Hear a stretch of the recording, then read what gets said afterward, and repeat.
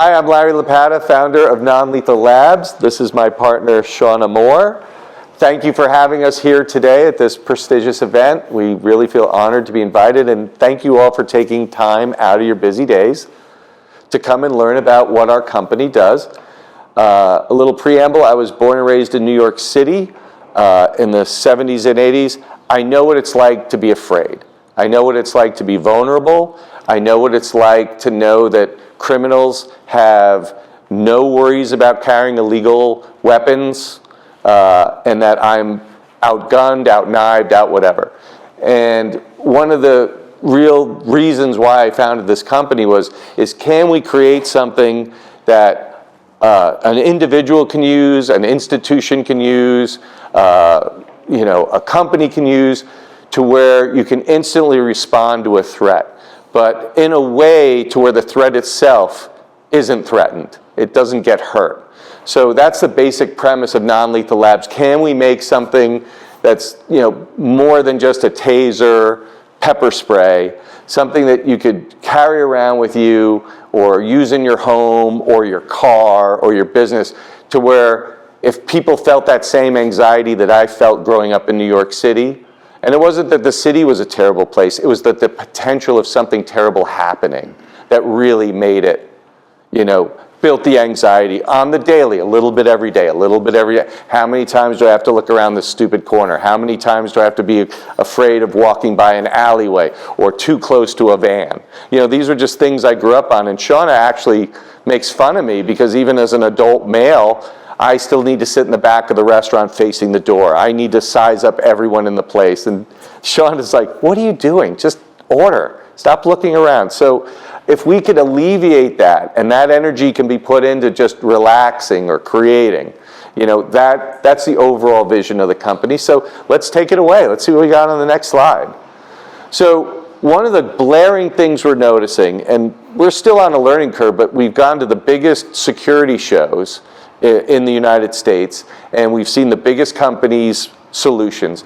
They have a great network of CCTV cameras, watching, incorporating AI into their systems to alert things like someone actually has a firearm or a knife on them. They have detection equipment now where they can see it even if you don't brandish it. They have AI that's tracking faces, so if you have like a no entry list, you can see this, all sorts of access security panels. But the one critical space where we see them lacking is that once you've identified that threat, you still need to wait for physical security.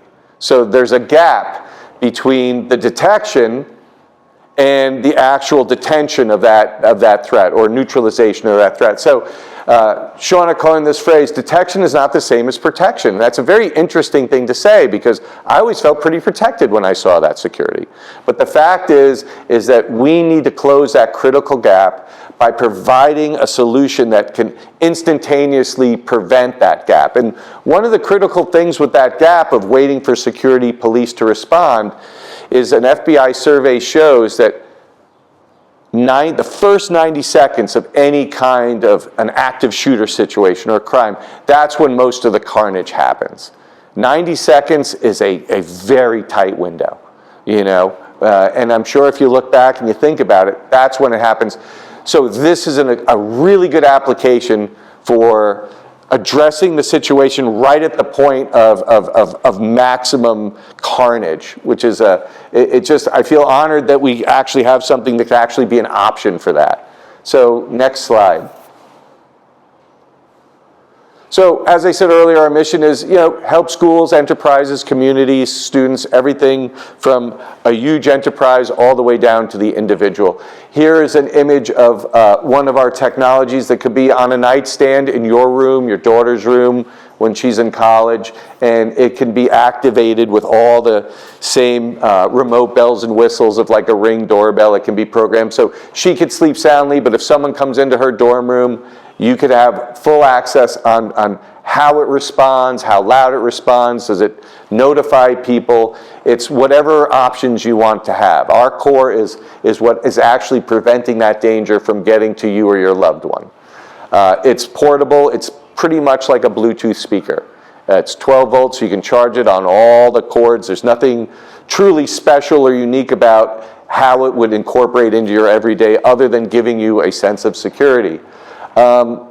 It's time for people to have something where they can feel safe without worrying about harming people. Another great thing is that it's remotely activated, so it can even act when you're not there. So let's go to the, oh, and it can be integrated with existing security systems because it's basically like an auxiliary component. So next slide, please. So there are 3 layers to the technology, and we will be getting to the technology. I did not forget to bring that up, so don't be nervous. But basically, the first is a deter. It's 105 decibels.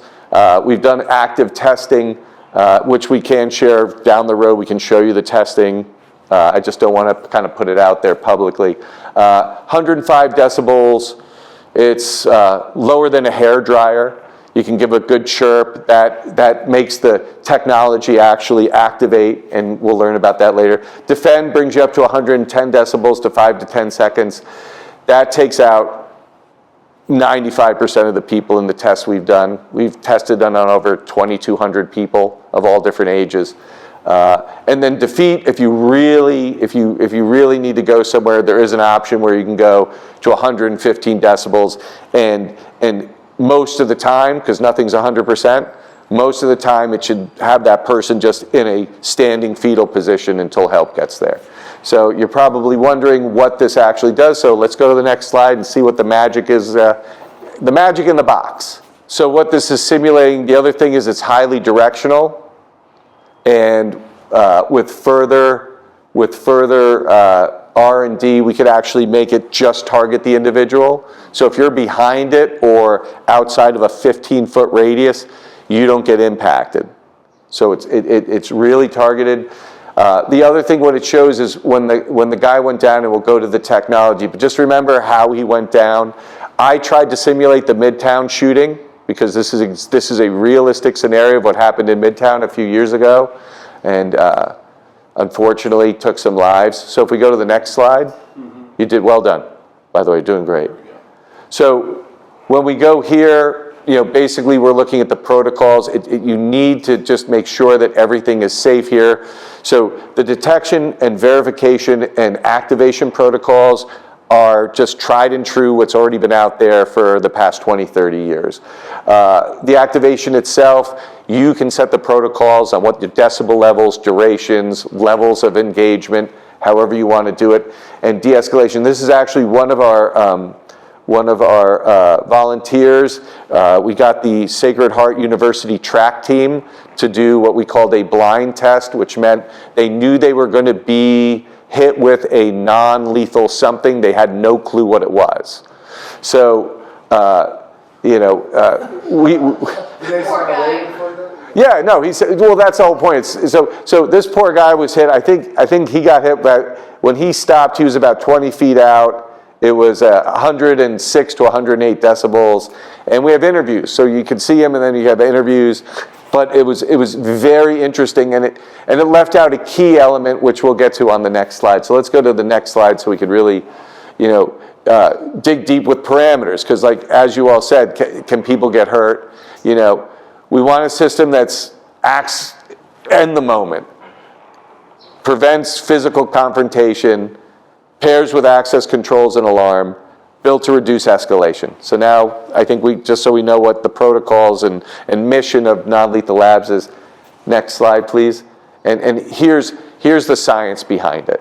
So we work with Dartmouth sound engineers, and what we really came to was researching nature. And it's odd because we went with nature's own survival protocol that's been evolved over hundreds of millions of years, even before mammals were around, the reptilian part of our brain.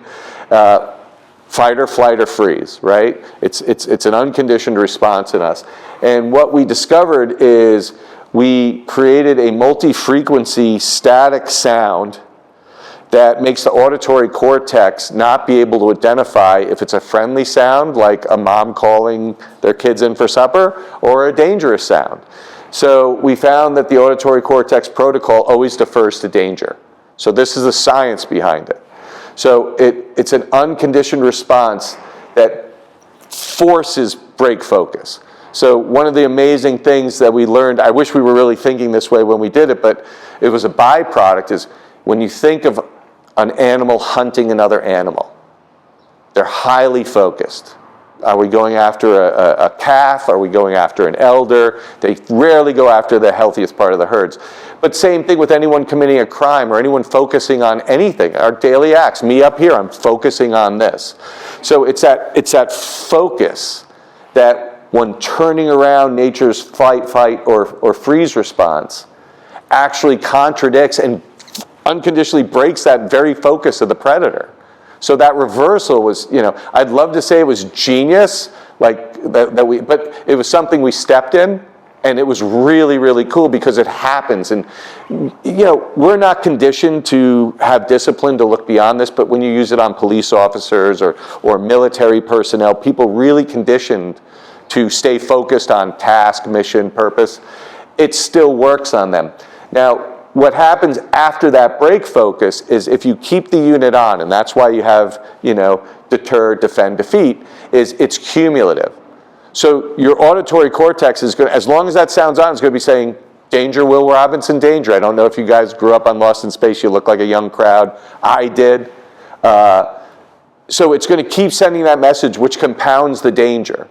But what ends up happening as you move on is it actually triggers the amygdala. And now you have that chemical flight, fight, freeze response. We have seen no one go into fight phase. What I thought was everyone was going to run away. They don't. They go into basically standing fetal. They do this. And the best part is they never lose consciousness. They never lose the ability to communicate. They can walk, but they are in reset. So they get up and they're like, what was that? So they're easily taken into custody, apprehended. They don't want to fight. They are, I need a minute to rearrange my head. This effect only lasts anywhere between, depending on exposure and decibel level. I haven't seen anyone more than 12 minutes, and fully talking. You're not catatonic. So that's really what's great about this. Is it really just? I try to, what's a scenario that, people can identify with? When you're in a restaurant, a waiter drops the dishes, everyone turns around and looks. That's what that unconditioned response is like. You cannot help but do it. I have to emphasize that because that's the key to the machine. So let's go to the next slide. And by the way, we'll have questions in the end, so I'll answer any questions. So now let's go to applications. We've touched on a few, but residential security, activation through a smartphone, your daughter's at school, you get an alert, maybe she drank too much, maybe you need to protect her. You have that option. We're still looking at how we can, make this the best closed loop system for everyone involved. Religious buildings, commercial facilities, schools, that's really where we see this. We're not looking to introduce the product as something that we want to put out a product. I would prefer to work with OEMs where we're licensing the technologies and what I would call micro licenses. So if you want to do outdoor and hiking, I'll give you that license. You want to do, enterprise security structure, you can have that license. If you want to do portable security for friends and family where you're carrying one around, you can have that. So any companies that are, where this can enhance their offerings to their client, give them something unique. It is patented. We do have a patent on it in the United States, and we have a filing for Europe. There are additional patents around this that will build a matrix that I haven't filed yet, because once you file a provisional, you have 12 months to, finish them off, and patents can be expensive. But we can build a web to where even if someone can find a clever way, because they always will, to get around one aspect of our claims, they can't get around all six. There are key elements here that they're going to have to knock on our door one way or another. So we're just looking for partnerships to integrate, and we're actively talking to some companies, which is fun. And let's go to the next slide. Once again, building trust. This is just, I think when we're talking about community, the community emphasis here is, what are the testing standards? What are the responsible limits? These are things we're keeping really, really close to heart. We want to make sure that we're under all established, like OSHA standards, any kind of sound standards. So most of the operation with this technology is at or below what fire alarm decibel points are, or emergency response alarms are, or police sirens are. So we're not unrealistic about that. And we do fully believe that we can create more of a distortion with less decibels. Hey, come on in, have a seat. Oh, not good, thanks. All right. That being said, control, of course, we'll just go with the standards of the security companies out there. That's why we went to the ISC West, just to see what the protocols are. Privacy, it's just, once again, we just want to make sure that everyone understands we're covering all our bases. If you see anything we missed on this list, please tell us. And, we are actively working on community feedback. We go to stores, we ask them what they think about it. We ask them, how do they feel? There are a lot of stores, in Bethel and Newtown and Danbury that are woman-owned and operated, and a lot of times during the day, there's one woman in that store, and I ask, do you feel vulnerable? Do you get anxious? And the answer is yes. If I was alone in a store, I'd feel that way. So peace of mind, learning where the applications are. So we are looking to make this a community movement, because I really think at the core level this is about individual and community empowerment, just evening the playing field. Next slide, please. So I think I hit on it a little bit earlier, but here formally is how the community can help with us. Opening doors for licensing and security companies, but it doesn't have to be a security company. It could be a company that provides tracking. It could be anything where you see the end result would help their customers. It could be a car company. This would be a perfect situation where it could be integrated as an onboard car alarm. It could be an aftermarket car alarm. So really any market that has any service or product where you would need a security application or a security layer, this would be great. Pilots, maybe companies would be like, hey, I've got my friend, his store's been robbed, or his wife's working alone. They would love to do a pilot program where they'd hopefully fund at cost putting the system in and seeing how it goes. Educators, public safety, my son is actually presented to, he goes to Newtown High School, he presented it to the principal, and they're setting up, she liked it so much, they're setting up an interview with the Newtown Bee. So I really feel good because he's also my son, and it's empowering, it's a great feeling. And just anyone with grants, pilot funding, or maybe someone that does grants and they're like, oh, they're looking for something like this. Any kind of programs that Connecticut might be offering, that would be phenomenal. And then, I didn't even put that up, but even if a facility where, hey, I'd like to get some live testing, we're always looking for, to me, the proof's in the tech. The tech should be able to sell itself. Anything I say, I feel is if I just came up here, turned it on, and you're like, oh my God, what's that? That's how I see it. So any support there, any of these levels. I mean, just you showing up is great. But if there's more to it and it turns into a win-win or something, it just makes us all stronger. All right, next slide. You're doing great, by the way. Let me know who your boss is. Larry. So I think where we are. We're really trying to help close this gap with the critical first, seconds of a threat, but we're also really trying to give the individual, to community, to enterprise, an option for an instant response, an everyday carry response, something that will actually help their health. Like one of the things my son uncovered with schools is teachers and students are stressed out. They really do feel vulnerable, especially after active shooter drills. They say grades go down, stress levels go up. So there is a public health aspect to this that we could talk to at further length at another time, but it is there. So I thank you so much for your time. There will be a voluntary demonstration after the Q&A, but if anyone has any questions, yes, sir. So I'm a candidate for office who is very big for public safety, so thank you for doing this. Two questions. Sure. One is, if there's multiple assailants, how does it beam in on both? That is a fantastic question. So one of the things we really need to work on is actually strategic deployment role play, right?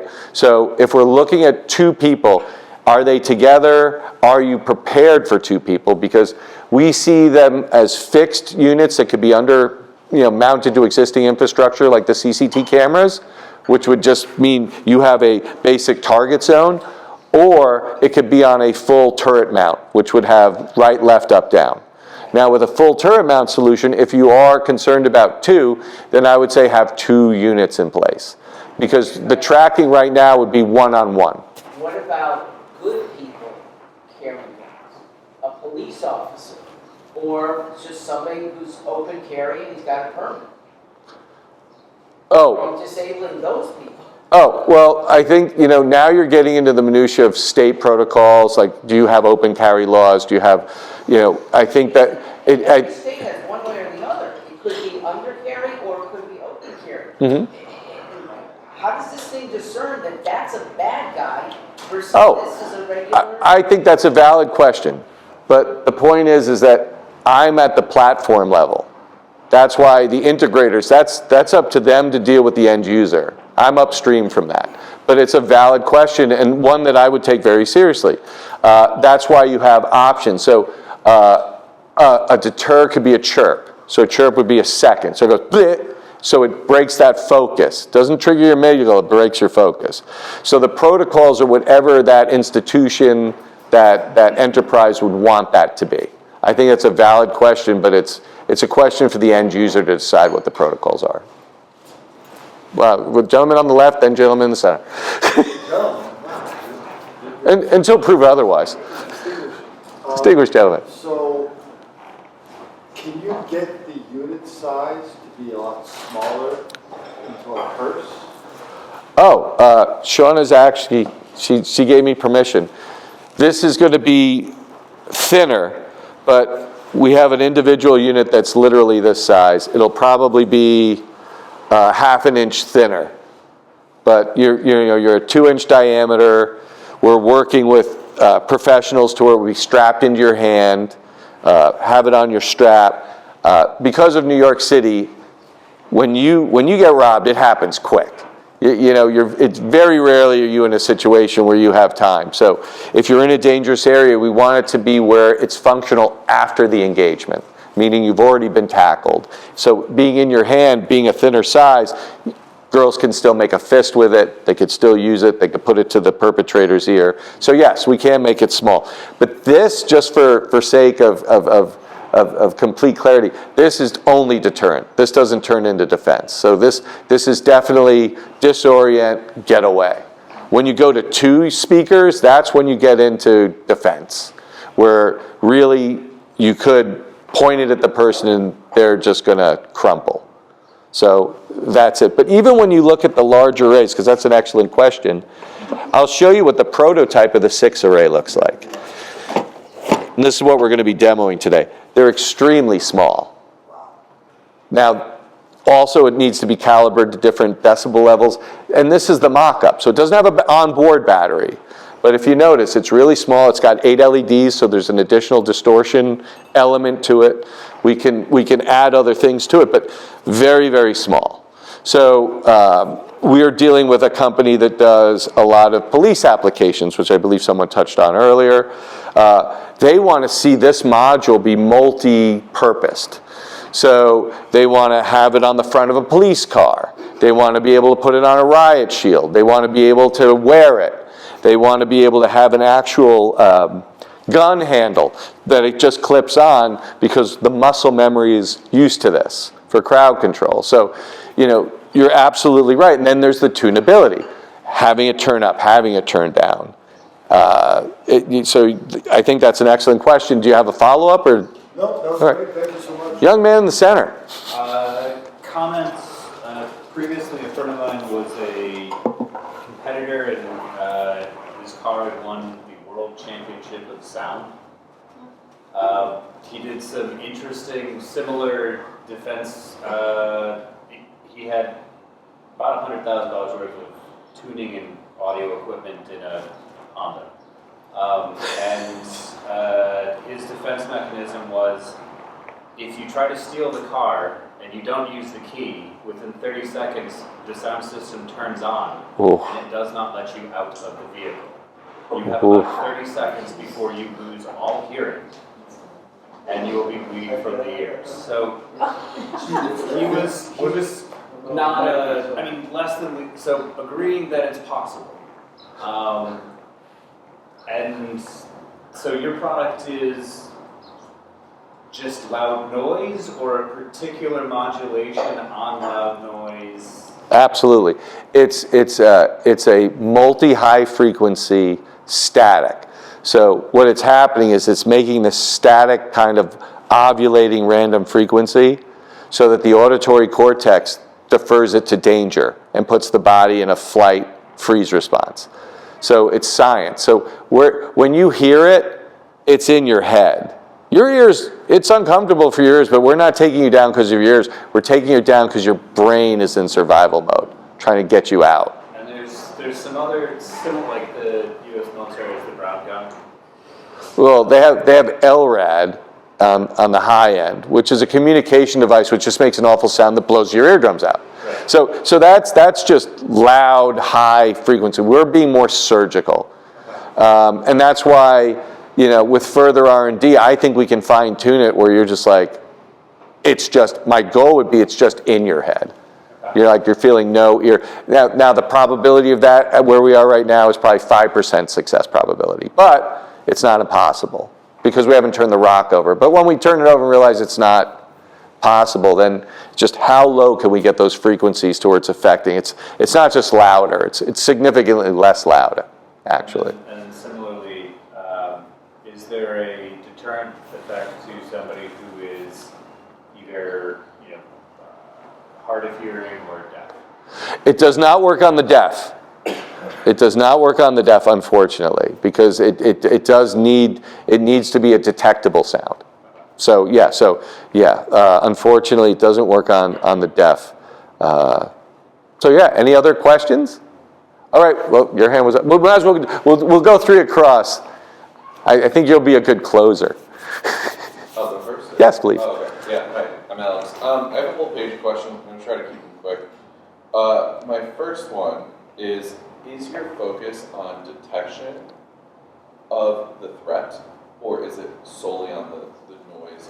Solely on the noise. It's a great question. That's our lane. Yeah. That's our IP. So I thought it was a fantastic presentation, but I think it's maybe a lot of my concerns were stemming from how are you going to detect this threat? How are you going to ensure you're not hurting someone inadvertently or whatever, deterring someone inadvertently, all of those things. So I think that's an important clarification.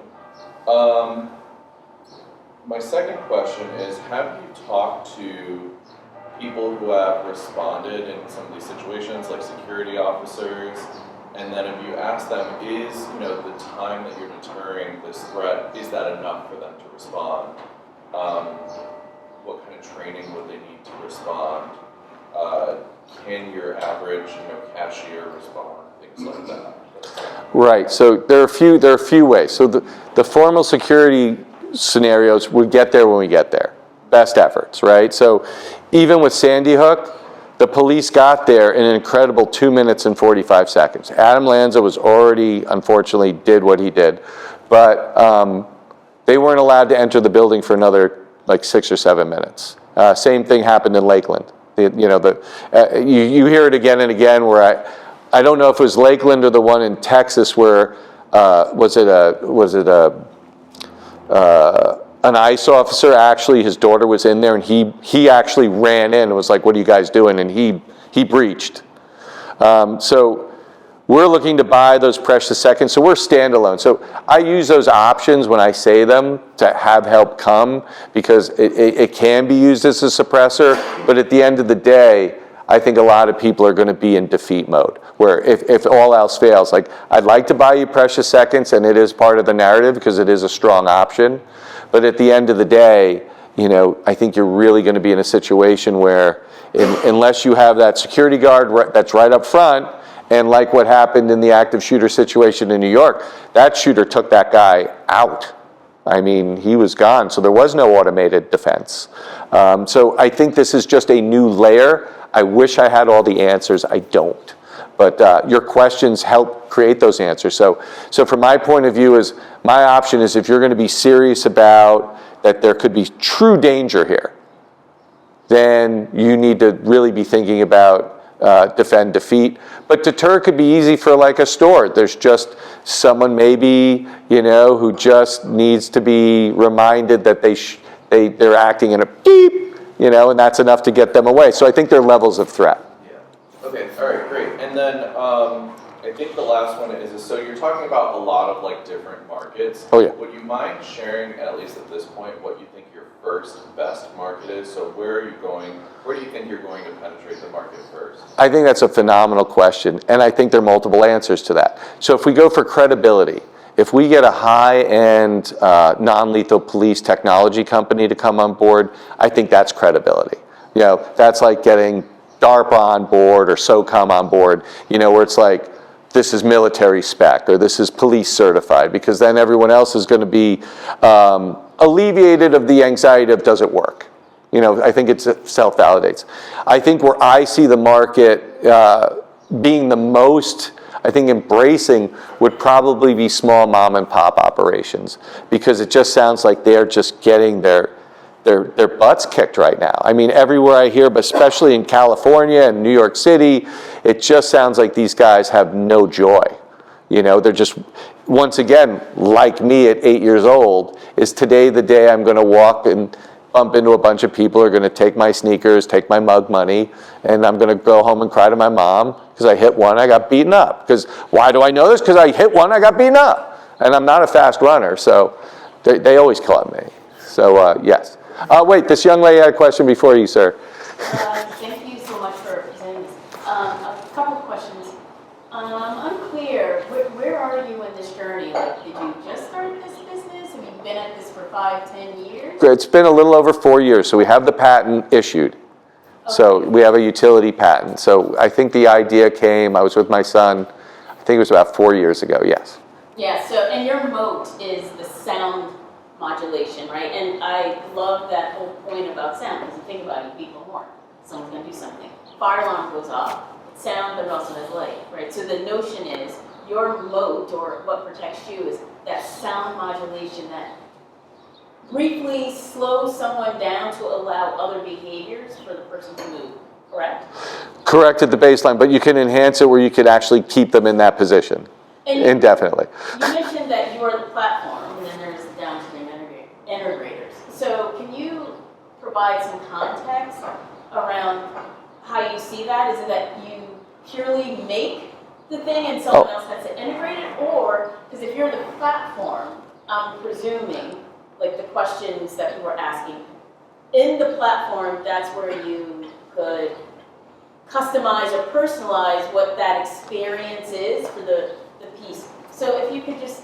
That's an excellent question. That's an excellent question. So what we found in our first wave of going from presentation to validation is, are we going to be manufacturing a finished product? Are we going to be manufacturing like Intel? Are we going to be Intel inside? Or are we just going to be a licensing agreement? And at this point, we're going to keep all those doors open. But for the first deal, it's basically what we're negotiating now would be, we would provide you with either just the electronics inside if you prefer, or that we get the right to certify and last right of go or no with your electronics, because we still need to protect our IP. And if they cut corners or they don't make it representative of the tech, that could put us out of business. So I would prefer initially to get what I call bread and butter clients in niche markets. So non-lethal police equipment, that's a great market. I don't think I'm going to retire on that, right? I think Sean and I are family people. We'd like to be the community, and working with Geyer 9, which is a electronics manufacturer design company in Southbury, we'd like to have it made here. if we can. And I think when you get to the enterprise level pieces, anything over 4 speakers, you're definitely in that zone. So I think it's going to be a bag of tricks of where the deal takes us at first. But if I had my druthers, I'd probably like building the electronic component, at least for phase 1. Make sure they understand it is, and have a check and balance system that consistency stays, and we're checking it on the regular. So did that answer? That was helpful. Gave that Yeah, and all your questions are point on, because we are still trying to figure our way through the forest, right? So every one of your questions, well, I don't know where you fit in, it's valid, because we didn't even have coffee and you guys, you listened. Do you Coffee showed up by the way. have a question? I love the, that's a great question. No, I don't have a question, I have a statement and then a Okay. comment. So my background is a Marine Corps, and also I taught school for 25 years. Oh, okay. And I think one of the problems with the security is that schools are such soft targets. And it seems that this product starts to harden the product, starts to harden the school. Not just the entry point, but also if you give some of those handhelds to teachers, now you have 30 individuals in addition to a hardened target. So if it were me, not that you asked, I think schools are massive opportunities for this. Because right now, they did construction on schools throughout. Now you're cordoned off when you come in. You have to go through certain entries before getting to the school. That's another place for your, how you showed that dude at the bank. And then once a perpetrator gets into the school, now you got 20 or 30 adults that have this non-lethal thing in there. So you mentioned if there's an individual that sees that a target is hardened, he moves up the block. We talked about that before. This definitely brings that into place when you start hardening schools. Yeah, and to your point, that's an excellent observation, because one of the things that went national was let's arm the teachers. So they wanted to put a literally fire. All for that. Yeah, and that's America. That's what's the best thing. But this could give that same option to a teacher without having a projectile that can kill a child. Well, that's the thing. Then that- Teachers typically, they don't, even though they want to feel safer, they didn't want to be harmed. But this seems to be. Yeah, and the other thing is and once again, I think it's in that gray zone, because I did throw a lot of information, is this could be put either on the door of the classrooms, or the teacher can be instructed to put it on a chair facing the door. And it can be remotely activated to when that door opens, it goes off, and then once the all clear comes and police are going to the rooms, basically saying threat, handled, it could have a frequency code for the police, so when they open the door, it knows it's a friendly. So that's that second layer you're talking about of, this is an element to a final solution. It's a layer. Yes, sir. But to your point, if you're probably easier to find partners and demos of, I'm thinking like liquor stores, laundromats, places that have one person that operate. If something goes wrong, their options are sit and watch, cross their fingers, hope for the best, dive under the counter, or grab a shotgun. I mean, it escalates quickly. So like, middle ground is something that gives, like you said, a bit of self-determination to that situation. Yeah, and it's about empowerment. That's not for everybody, but it is for a lot. Building on the hardening of the target concept and then the person diving behind the counter, you can really have coverage zones within the floor layout of the store. And that could itself be a hardening, saying, hey, this store layout is covered. And the only places that are safety places that the air pockets, sound pockets will be where like the person that works there will go. So only they'll know that if I stand in a 6-foot square, I'm not going to get hit. But the minute I step outside of that square, everybody's going to be impacted by the sound. So you have multiple systems. So like if you had like a big box store, you could maybe cover the entire square footage, but you could create like safe. Safe room on it. I guess my question there was, with multiple different, equipment or units operating, will they cancel out each other? No. So you No. can beam these things across and it's fine. I mean, and the thing is that this isn't like super stealth technology. It's not $100,000 a box. These are basically Bluetooth speaker prices. Then of course you have to make the turret and everything, but that's all off the shelf now. So, we're looking for that company that would have that and be like, we'd love to have your technology integrated into that. Fascinating. Thank you very much. All right. Anybody else? Bueller, Fry? Well, thanks, Larry. I think being able to integrate that so that people that, like the police and just everyday gun owners, could add it to their actual weapon on their tactical rail, I think you can sell a lot of them almost like a flashlight. Correct. Yeah, because no one wants to discharge a weapon if they don't have to. No.